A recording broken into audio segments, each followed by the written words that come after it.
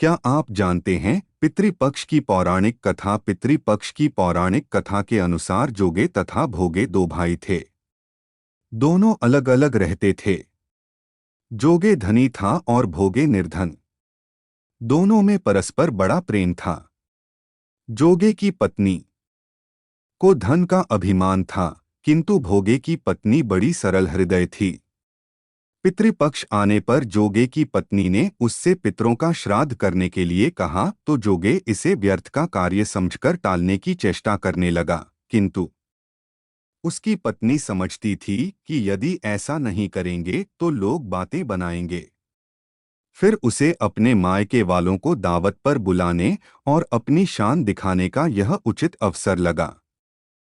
वह बोली, आप शायद मेरी परेशानी की वजह से ऐसा कह रहे हैं, किंतु इसमें मुझे कोई परेशानी नहीं होगी।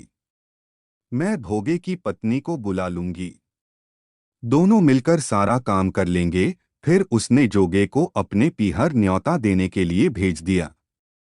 दूसरे दिन उसके बुलाने पर भोगे की पत्नी सुबह सवेरे आकर काम में जुट गई।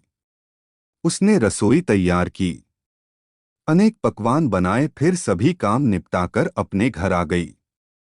आखिर उसे भी तो पितरों का श्राद्ध तर्पण करना था। इस अवसर पर न जोगे की पत्नी ने उसे रोका न वह रुकी। शीघ्र ही दोपहर हो गई। पितर भूमि पर उतरे। जोगे भोगे के पितर पहले जोगे के यहाँ गए तो क्या देखते हैं कि उसके ससुराल वाले वहां भोजन पर जुटे हुए हैं। निराश होकर वे भोगे के यहाँ गए। वहां क्या था? मात्र पितरों के नाम पर अगियारी दे दी गई थी।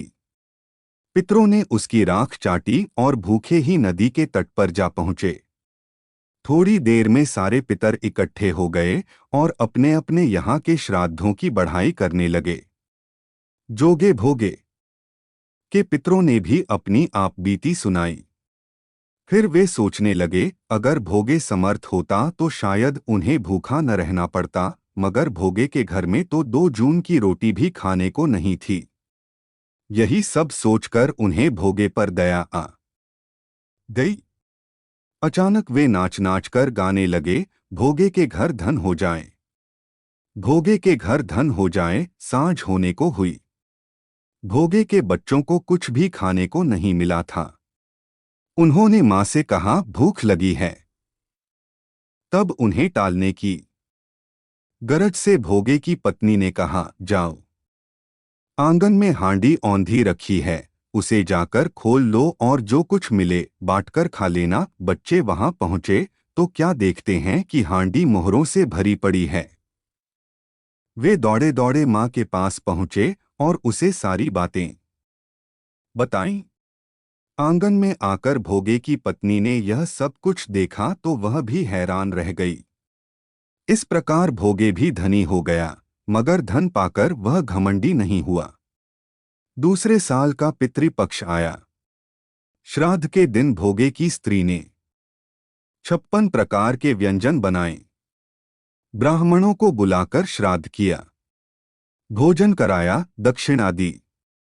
जेठ जेठानी को सोने चांदी के बर्तनों में भोजन कराया।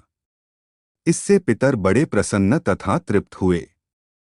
वीडियो पसंद आया हो तो वीडियो को लाइक, शेयर और चैनल को सब्सक्राइब कर लीजिए ताकि ऐसी और भी वीडियो मिलती रहे।